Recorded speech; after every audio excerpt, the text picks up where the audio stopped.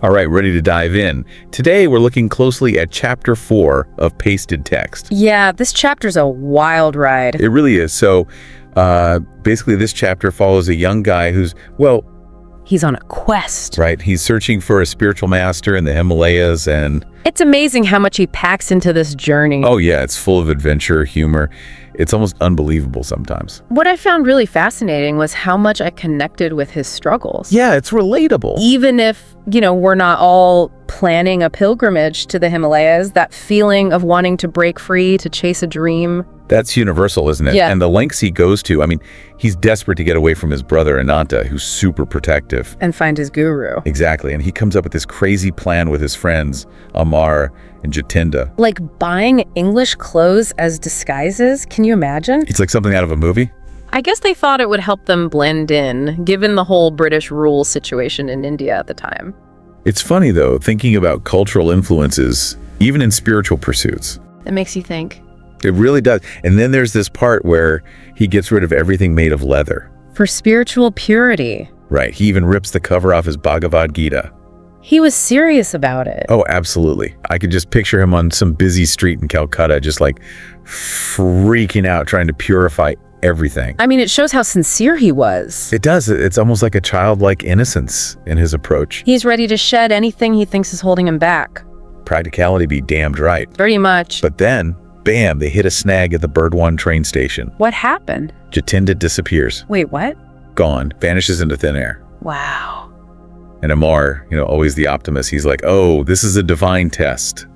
That's one way to look at it. Do you think so? Come on. Well, it does make you think about how we handle those unexpected setbacks in life. True. Whether it's spiritual or not, do we give up or do we push through? It's a question we all face. And meanwhile, Ananta, the brother, he's not giving up either. No, he's hot on their trail. Like a detective, using everything he can to track them down. Determined to bring him back.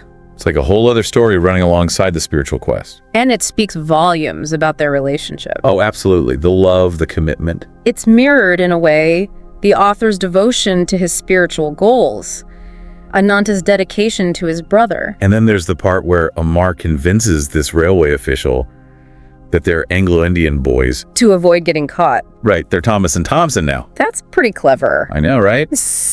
And the author vowed not to lie, remember? A bit of a contradiction. Well, life throws you curveballs. And sometimes you have to think on your feet. Exactly. But their luck runs out when they finally get to Hardway. So close to their destination. I know, they ditch the English disguises, which Ananta somehow saw through anyway.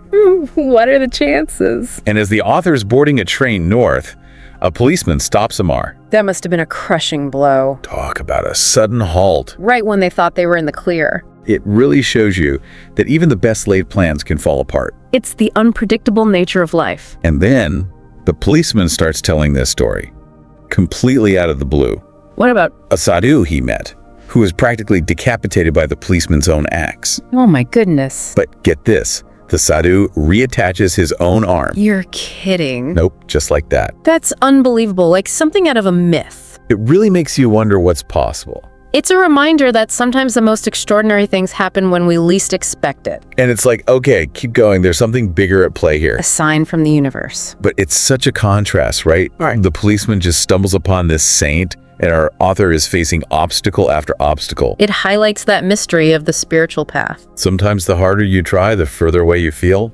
But that's not the end of the story. Oh no, this is just the beginning. There's a huge turn of events coming up. Buckle up, because in the next part of our deep dive, things get really interesting. Back again with our deep dive, are we? Oh yeah, we're not done yet. Picking up where we left off, the author finds himself escorted back to Calcutta by his brother, Ananta. Like a defeated hero. You would think, but you know what they say about best laid plans. Oh, this story loves throwing curveballs.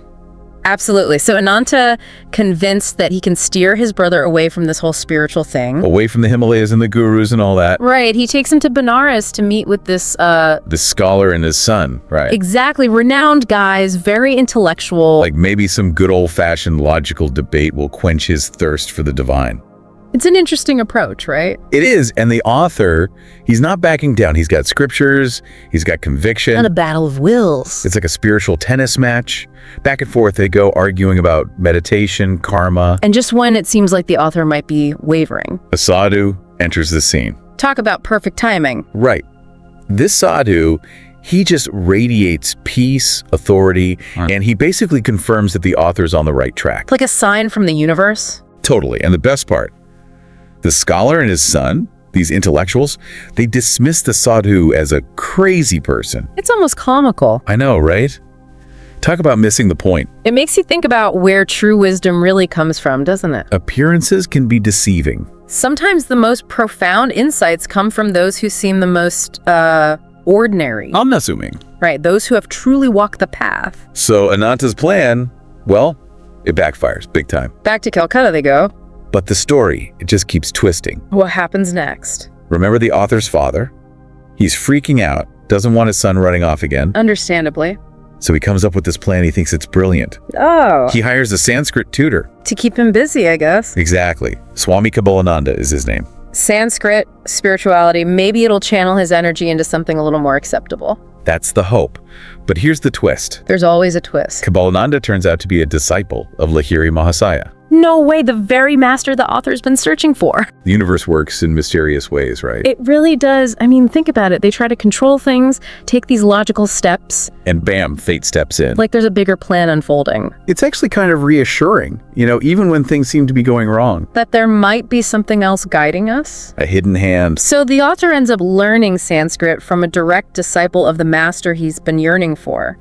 The irony. It's a beautiful example of how the path to truth can be so unexpected. Full of twists and turns. And it shows the importance of staying open to possibilities. Even in the most mundane situations. This chapter is full of those aha moments. It really is. And it's not just about reaching a destination. It's about the journey itself. The transformation that happens along the way. So, the author's learning Sanskrit. But his real interest, of course, is Lahiri Mahasaya. He wants to know everything about this guru. All the stories, the teachings, everything. And Kabbalananda, he's like a walking encyclopedia. He paints such a vivid picture of Lahiri Mahasaya. What's he like? Well, he wasn't your typical guru, sitting in a cave meditating all day. He wasn't. Nope, he was a householder, a family man. Really? Yeah, he even had a government job. That's so unexpected. I know, right? Right. But he was also this self-realized master. Wow, so he embodied that idea that spirituality isn't separate from life. Exactly, it's woven into everything we do. And he emphasized direct experience over intellectual knowledge. That's interesting. Right, he was all about Kriya Yoga. Now, I have to admit, I'm not that familiar with Kriya Yoga. It's an ancient technique, involves breathing and meditation. To do what? To awaken and direct prana, life force energy within the body. Sounds intense. Lahiri Mahasaya believed it was the most direct path to experience the divine. So, it's not about abstract concepts or rituals. It's about tapping into that inner energy that connects us to something greater. And Kabbalananda, he really believed in the power of Kriya Yoga. He attributed his own spiritual growth to it. And he even witnessed Lahiri Mahasaya performing miracles. Which further solidified his faith. Speaking of miracles, there's this incredible story about Ramu. Ramu. He was a blind disciple, and Lahiri Mahasaya healed him. That's amazing. It's a powerful story. It shows the power of faith. And the role of the guru as a conduit for grace. But what's interesting is that Lahiri Mahasaya initially hesitated to heal Ramu. Why? He claimed he had no power. But Ramu insisted that the divine power within the master could heal him. It's like a dance between humility and faith. So what happened? Lahiri Mahasaya instructs Ramu to focus his mind and chant the name of Rama for 7 days.